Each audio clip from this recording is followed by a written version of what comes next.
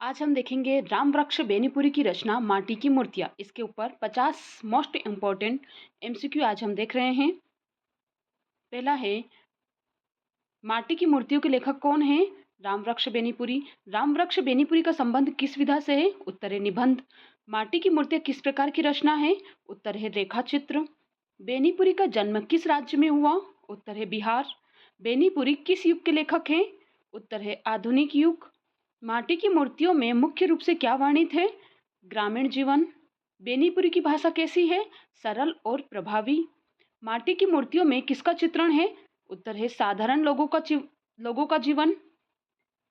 बेनीपुरी किस आंदोलन से जुड़े थे? स्वतंत्रता आंदोलन। माटी का प्रतीक क्या है? उत्तर सामान्य मनुष्य। इस रचना में भाव किस प्रकार का है? उत्तर संवेदनात्मक। बेनीपुरी का साहित्य किसके लिए प्रसिद्ध है? मानवता और संवेदना के लिए। माटी की मूर्तियों में किसका महत्व बताया गया है? साधारण व्यक्ति का। बेनीपुरी की रचनाओं में प्रमुख विषय क्या है? तो समाज और जीवन। यह रचना किस परीक्षा के लिए महत्वपूर्ण है? यह भी एमसीक्यू दे रखा है इसके अंदर, यूजीसी नेट टेट के लिए। बेनीपुरी का लेखन किस शैली में है? भावनात्मक शैली।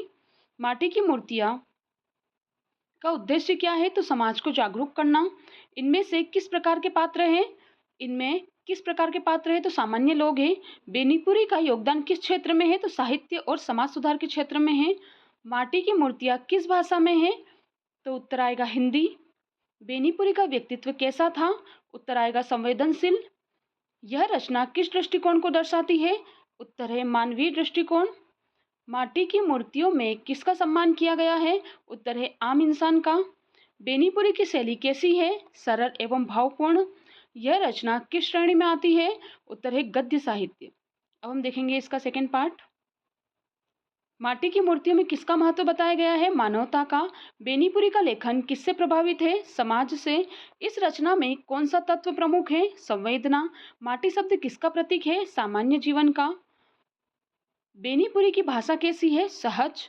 इस रचना का मुख्य उद्देश्य क्या है? समाज का चित्रण। माटी की मूर्तियाँ किस पर आधारित है? ग्रामीण जीवन। इसमें किस वर्ग का वर्णन है? निम्न वर्ग का।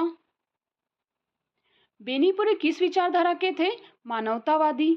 इस रचना में किसका चित्रण है? समाज का यथार्थ चित्रण है। माटी की मूर्तियों में किसका महत्व है? श्रम का महत्व है। बेनीपुरी की रचनाएं किससे जुड़ी हुई है? जनजीवन से। इस रचना में किसका वर्णन मिलता है? संघर्ष का वर्णन मिलता है। माटी की मूर्तियाँ किसे दर्शाती है? मानव जीवन की सच्चाई को। बेनीपुरी किसके लिए प्रसिद्ध है? समाज सुधार के लिए। इस रचना का स्वर कैसा है? संवेदनशील। माटी की मूर्तियों में किसका चित्रण प्रमुख है? किसान जीवन का। बेनीपुरी की लेखनी कैसी है? तो प्रभावशाली। यह रचना किससे प्रेरित होती है? तो किसको प्रेरित करती है? तो समाज को प्रेरित करती है। माटी की मूर्तियाँ किस दृष्टि से महत्वपूर्ण है? सामाजिक दृष्टि से। बेनीपुरी का साहित्य किसका प्रतिनिधित्व करता है? तो जन सामान्य का।